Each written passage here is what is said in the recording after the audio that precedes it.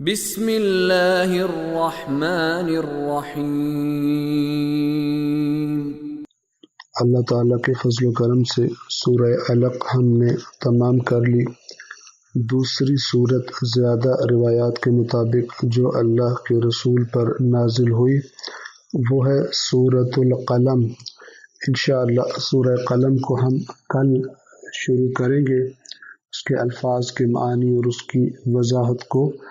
آج چند نکات قرآن کریم کی اہمیت، قرآن کریم میں غور و فکر اور اپنے دین کو اللہ کی کتاب سے سمجھنا، اس کی اہمیت کے بارے میں اہل بیت اطہار کی چند روایات آپ کی خدمت میں عرض کرنا چاہوں گا، انشاءاللہ اچھی طرح توجہ فرمائیں گے۔ مکتب اہل بیت کے پیروکاروں کے لیے حدیث کی سب سے معتبر گنی جانے والی کتاب کا نام الکافی ہے، جس کا پہلا حصہ اصول کافی، دوسرا فروع کافی اور تیسرا روضہ کہلواتا ہے۔ اس کتاب کے مؤلف ثقۃ الاسلام محمد ابن یعقوب کلینی ہیں۔ اس کتاب کے آغاز میں، اس کے مقدمے میں شیخ کلینی دین سمجھنے کے طریقے کے بارے میں رہنمائی کرتے ہیں، یعنی اگر کوئی شخص اپنے دین کو سیکھنا چاہتا ہے، دین کا صحیح تصور، صحیح افکار اور صحیح عقائد و نظریات کی طرف اگر جاننا چاہتا ہے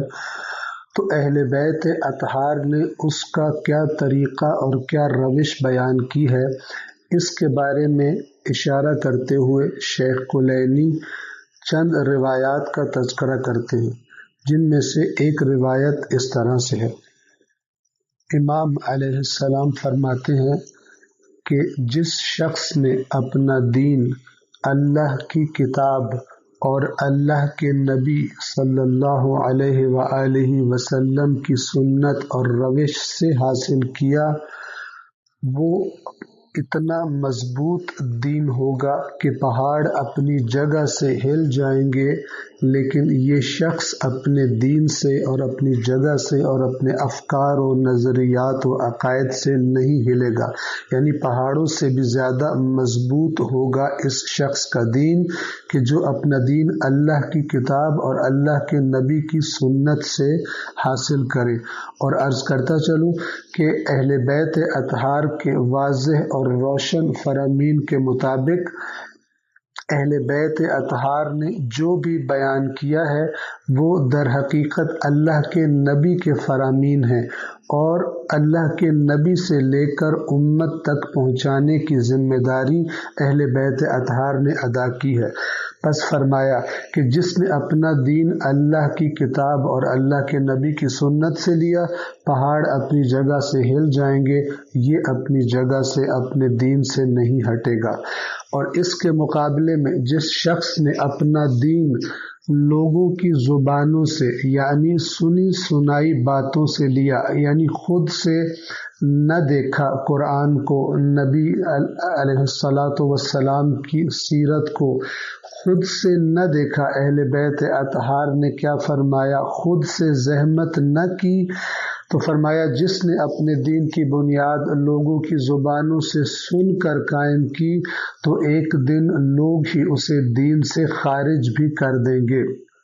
اور اس کا معنی یہ ہے کہ جس شخص کے پاس اپنا کوئی ٹھوس معیار اور ٹھوس بنیاد نہ ہو حق کو باطل کو جدا کرنے کی،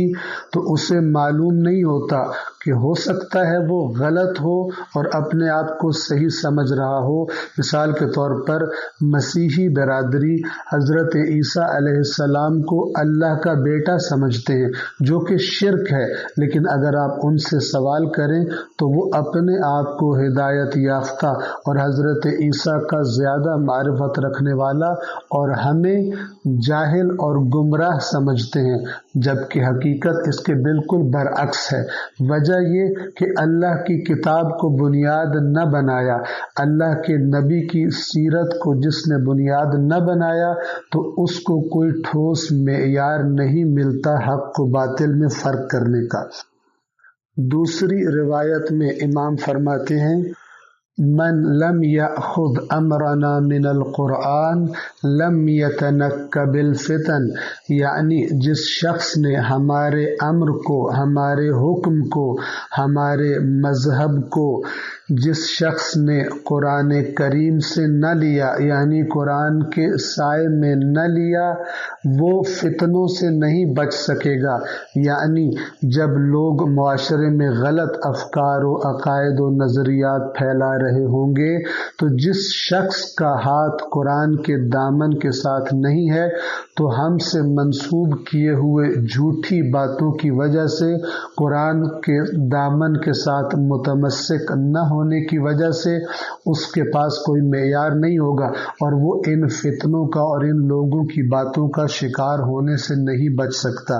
جس نے ہمارا امر قرآن کریم سے نہ لیا وہ فتنوں سے نہیں بچ سکتا۔ یہ دوسری روایت ہے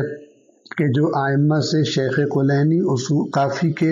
الکافی کے مقدمے میں نقل فرماتے ہیں۔ تیسری اور آخری روایت کہ جو یہاں سے میں آپ کی خدمت میں نقل کرنا چاہوں گا، امام فرماتے ہیں کہ ہمارے جو بھی فرامین تمہارے سامنے بیان کیے جائیں اگر تو وہ اللہ کی کتاب قرآن کریم کے ساتھ موافقت اور مطابقت رکھتے ہوں، یعنی قرآن سے ٹکراؤ نہ رکھتے ہوں، تو ایسے فرامین کو لے لو اور ان کا دامن پکڑ لو اور ان پر عمل کرو۔ لیکن اس کے برعکس وہ فرامین کہ جو اللہ کی کتاب کے ساتھ مخالفت رکھتے ہوں ان کو چھوڑ دو اور ان پر عمل نہ کرو، اس لیے کہ اہل بیت اطہار کبھی خلاف قرآن بات نہیں کر سکتے۔ عرض کرنا چاہوں گا مشہور و معروف حدیث ثقلین شیعہ اور اہل سنت کتب دونوں میں متعدد طریقوں سے یہ روایت نقل ہوئی ہے کہ اللہ کے نبی نے اپنی زندگی کے آخری ایام میں اپنی ظاہری زندگی کے بعد امت کو تیار کرنے کے لیے فرمایا کہ میں اپنے بعد تمہارے درمیان دو قیمتی اور وزنی چیزیں چھوڑ کر جا رہا ہوں، ایک اللہ کی کتاب اور ایک میرے اہل بیت، میری عطرت۔ یہ دونوں قیامت تک ایک دوسرے سے جدا نہیں ہوں گے، اور اگر ان دونوں کے ساتھ مضبوطی سے تمسک کرو گے، ان کا دامن تھامے رکھو گے تو کبھی گمراہ نہیں ہوگے۔